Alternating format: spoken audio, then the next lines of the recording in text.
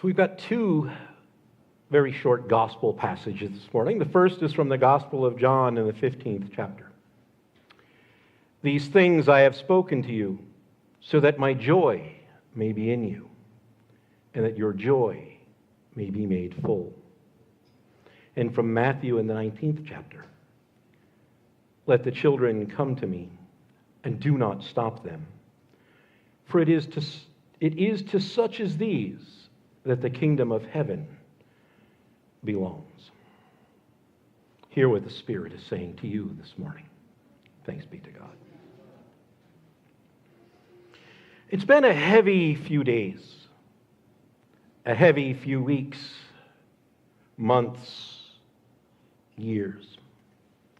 Life can be heavy, the kind of heavy that settles in your chest and refuses to move. The headlines won't stop, the politics, the division, the cruelty, the grief that seems to stretch across every corner of the world. And then in the middle of it all comes another storm, another disaster, another shooting, another earthquake, another fire, another flood. Earlier this month came the heartbreaking news of the young girls swept away in the floods at Camp Mystic in Kerrville, Texas. It's the kind of tragedy that presses pause on everything. The kind of loss that makes the rest of life feel fragile or foolish or futile.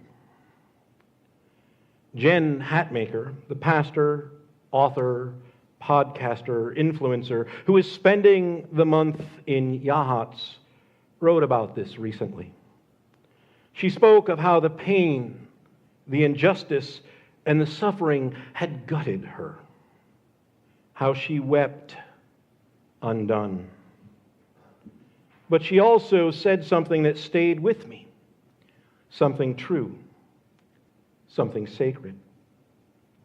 She said that she needed to repair her soul, that she was going to create, that she was going to look for joy on purpose, to surround herself with beauty. She went for walks. She bought cherries at our farmer's market. She went to our library and got herself a library card. She read. She cooked. She shared food with her neighbors.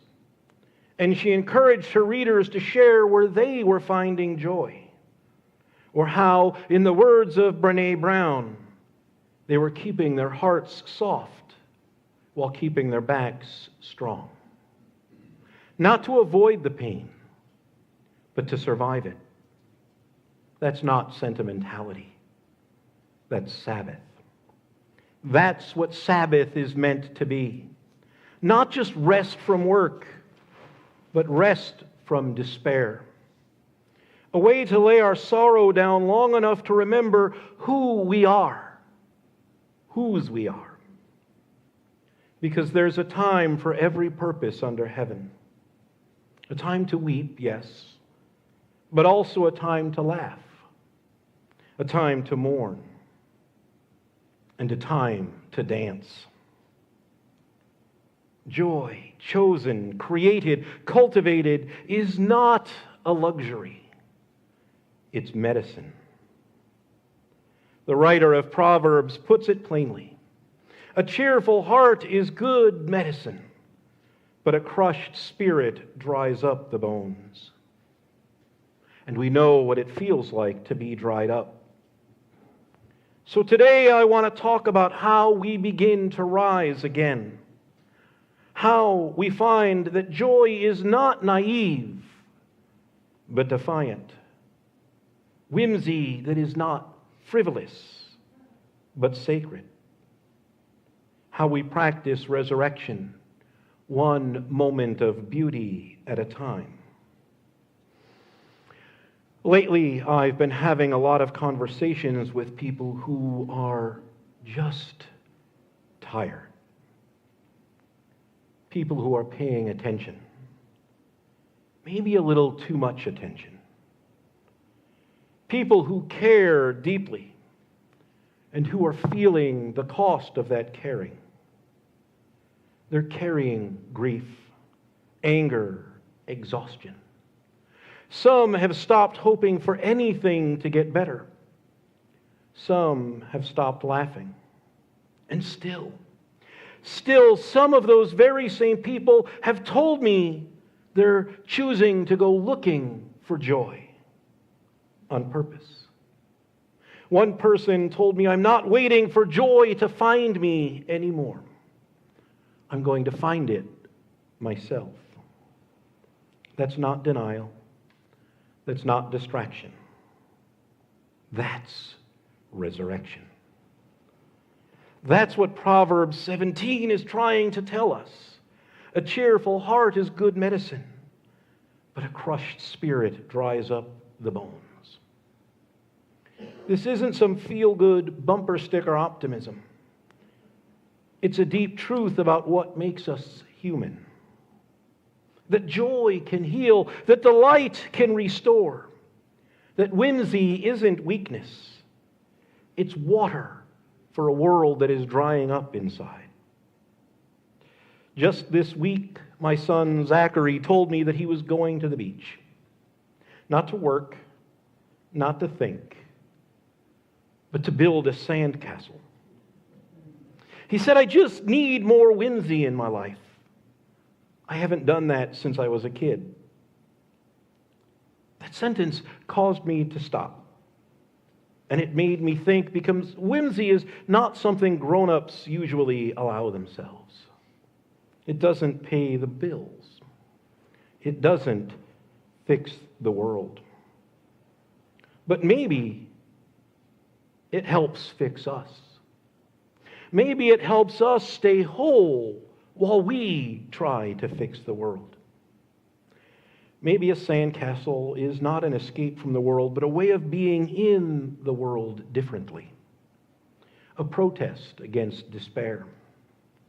A declaration that says, even here, even now, beauty still matters. That sounds a lot like resurrection to me.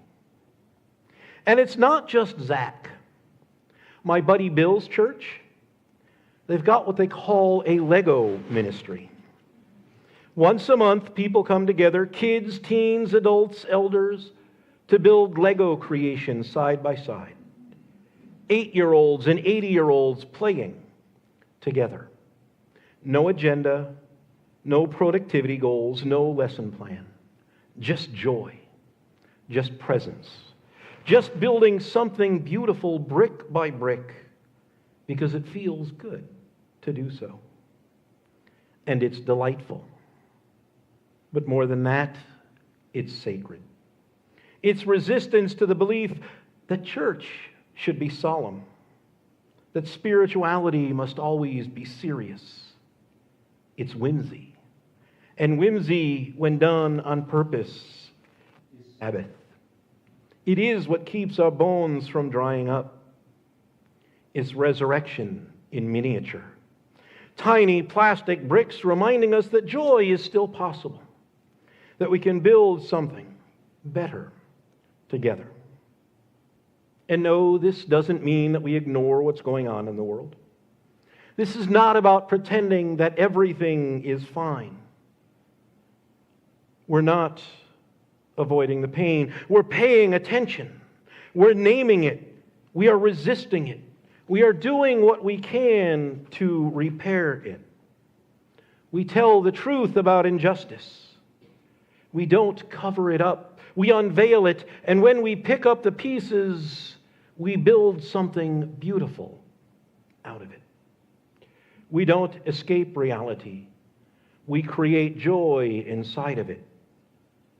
Because joy is not a luxury. It's not a distraction. Joy is resistance. Whimsy is sacred calling. It's what keeps us from becoming what we're fighting against. It's what keeps our hearts from hardening. It is, as I've said, what keeps our bones from drying up. So we laugh, we play, we sing, we build sandcastles and Legos and moments of beauty right in the middle of the mess. not because the world isn't broken, but because we refuse to let it silence us. That's resurrection. That's Sabbath. That's medicine for the soul. And it is in every way a time to dance. So I've got to wonder, maybe we need more of this. Maybe the church, and not just ours, but the church with a capital C, needs to throw a few more weekends of whimsy. Maybe our town needs a few holy interruptions, sidewalk chalk and bubble parades, beach raking and sandcastle contests, community sing-alongs and story circles, kite flying and blanket fort building, costume parades for no reason, tie-dyeing and face painting, intergenerational games where no one keeps score, but everyone wins. We need more spaces where people don't have to believe the right things. They just have to show up and remember what it feels like to be alive. I'm coming to understand that that's how resurrection begins. Not with a sermon, but with a sidewalk full of color, a hand raised in song, a plastic brick clicked into place, a sandcastle built just for the joy of it. Andrea Gibson, poet, truth teller, gentle prophet, died this month.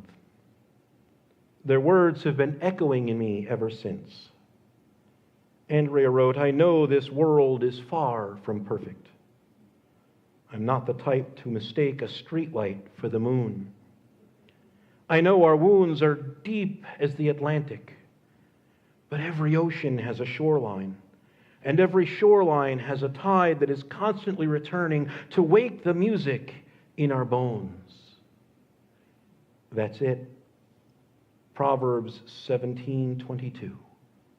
A cheerful heart not as shallow escape, but as deep healing. A tide that keeps returning to wake something soft and alive in us before we dry out completely. Jesus knew this too. You see it in how he lived, in how he welcomed children when everyone else tried to keep them quiet, in how he told stories that twisted expectations, in how he turned water into wine and made breakfast on a beach after the resurrection. Not a sermon, not spectacle, just firewood and fish and presence. So maybe we need to remember this kind of joy, this sacred whimsy. Remember that it is not naive. It is not optional. It's what keeps the bones from drying up. It's the medicine the world forgot to take. It's the sign that we are still alive, that we haven't given up. Because there is a time to tear down, yes, but also a time to build. There's a time to lament and a time to laugh, a time to mourn and a time to dance. We are people of the whole time. So what does resurrection look like? Sometimes it looks like fighting for justice. Sometimes it looks like rest. But sometimes it looks like letting your hands remember how to play, like showing up where no one expected it, like painting a wall just because the color makes you happy. A cheerful heart is good medicine. A whimsical spirit is holy. And resurrection lives in every act of joy that refuses to die. So if all you can do today is smile at a stranger, or sing along with a silly song, or build a sandcastle that you know the tide will wash away, do it like it matters, because it does. I thought I'd end with another poem by Andrea Gibson. So build yourself as beautiful as you want the world to be. And for every day you paint the war, take a week and paint the beauty, the color, the shape of the landscape you're marching toward. Because this is what resurrection looks like.